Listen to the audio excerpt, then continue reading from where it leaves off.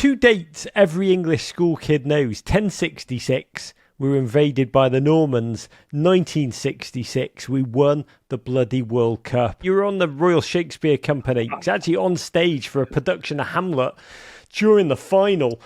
I mean, I just wanted to be at home in front of my television. Who goes to the theatre? Who says, you know what, it's the World Cup final, or shall I go and watch Hamlet? We did have complaints from the audience because somebody had got a little television set under the stage.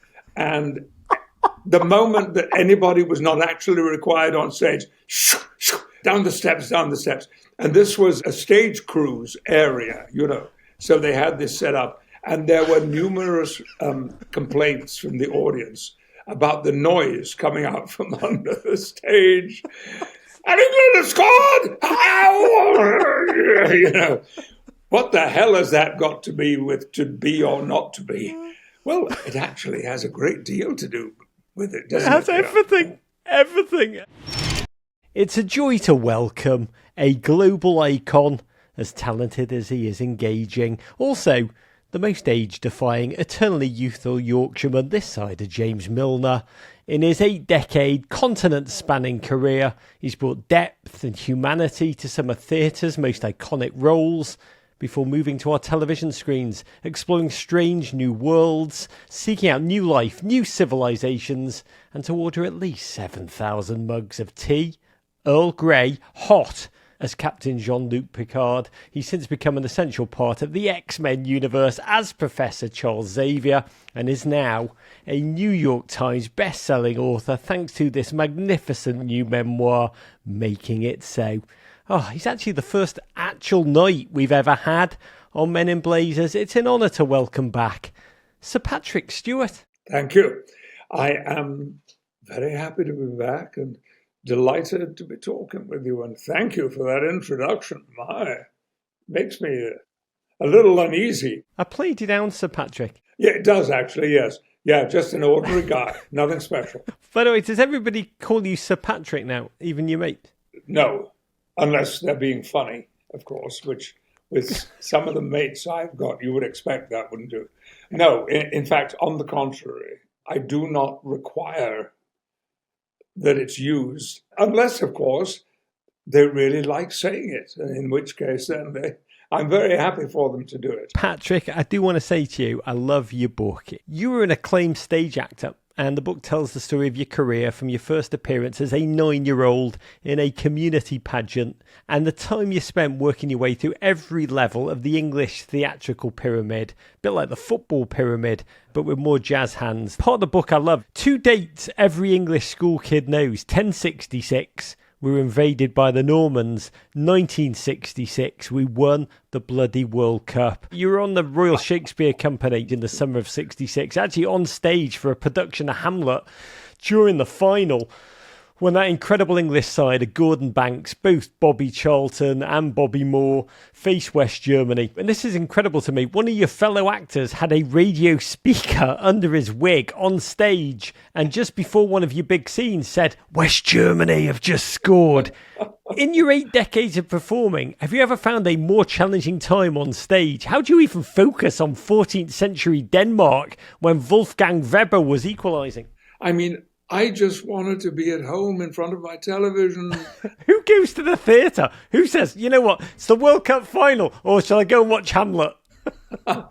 One person said to me, because we had a full house that afternoon, we were sold out. I mean, it was the middle of the summer and when all the tourists flock up to Stratford-on-Avon.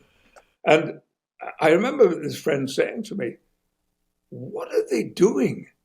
Coming to see a play, a Shakespeare play, that they can see anytime, almost anywhere, and miss England in the final of the World Cup. Also, we did have complaints from the audience because somebody had got a little television set under the stage. And the moment that anybody was not actually required on stage, down the steps.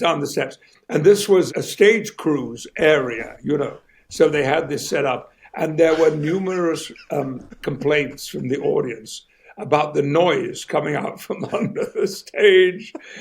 And England has scored! you know, what the hell has that got to be with to be or not to be? Well, it actually has a great deal to do with it, It doesn't has it? everything. Everything.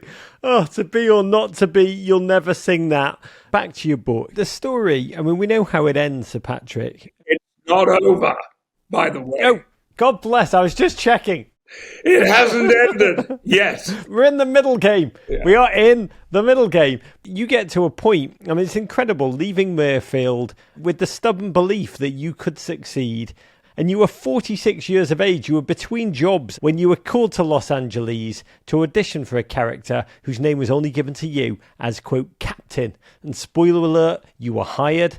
And you embodied Jean-Luc Picard for 7 seasons of Star Trek The Next Generation. Being cast, it meant that you did have to essentially explore new universes. You quasi-moved to California. You left your family, everything familiar, including your beloved Huddersfield Town back in England. And you wrote that you and the brilliant London-born Marina Sirtis, who played Deanna Troi, she is proper Spurs, quickly bonded over your shared love of football, giving you someone that you could talk about your terriers with. Has the sport of football continued to fulfill a role for you, to anchor you to your hometown, to where you're from, as you've continued to live in the United States? Yes, very much so.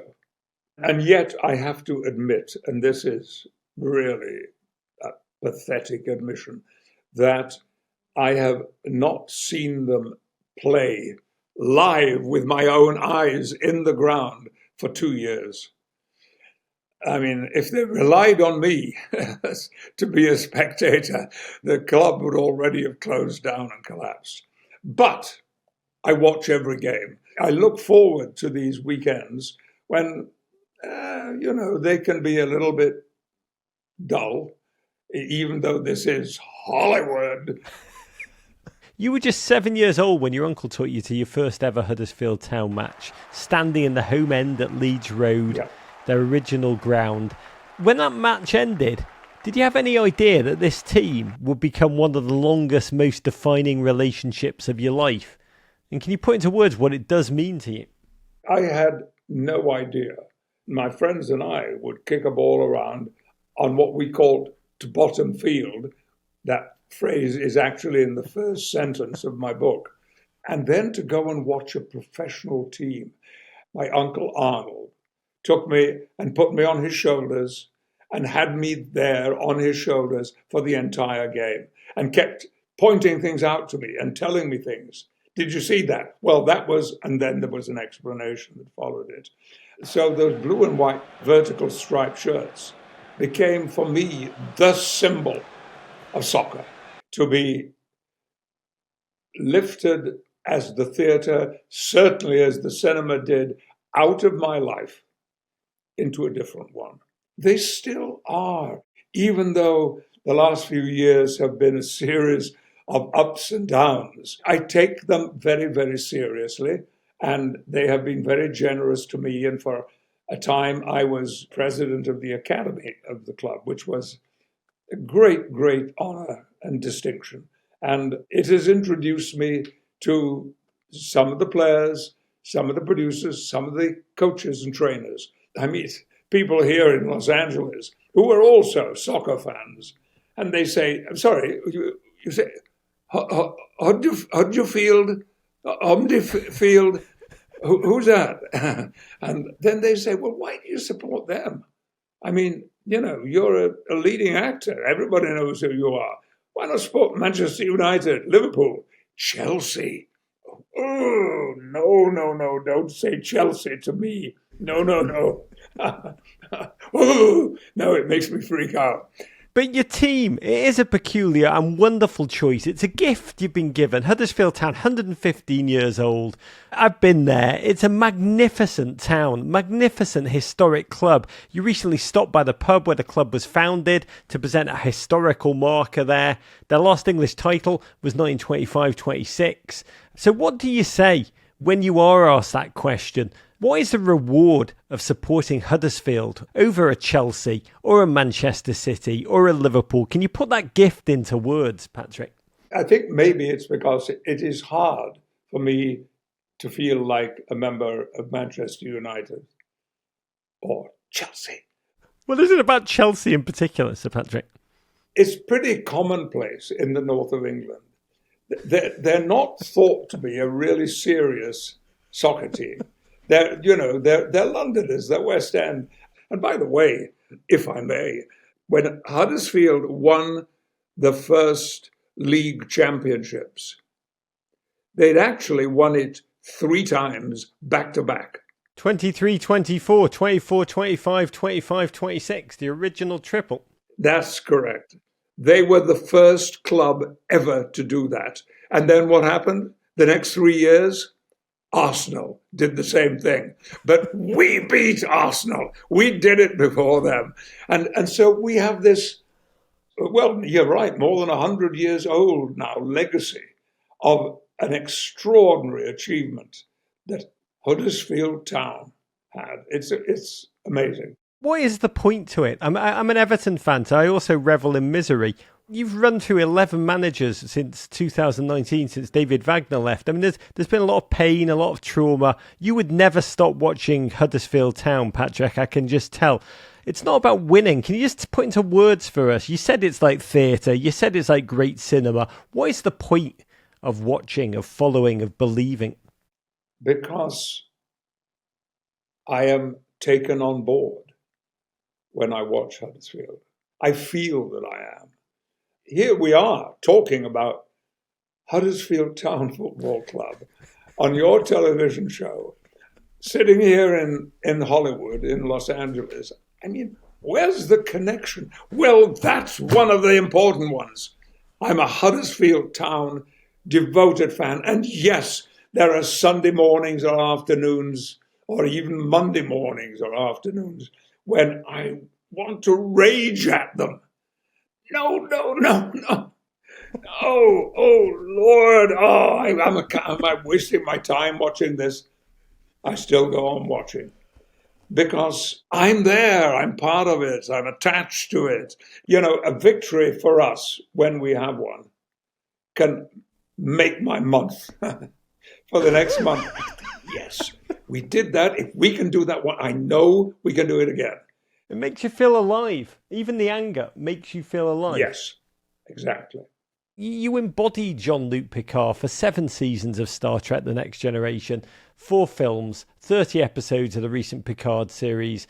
When you spend that much time playing one role, shaping his personality, building the backstory, so you know what brand of toothpaste he took to Starfleet Academy, how do you keep yourself separate from the character? Are there aspects of yourself, of your personality, that you wouldn't have if you'd never played that role? Now, that's a very interesting question, and I don't think I've ever been asked it before. Thank you. Playing Jean-Luc Picard and Charles Xavier did have an impact on how I regarded myself. He was a leader.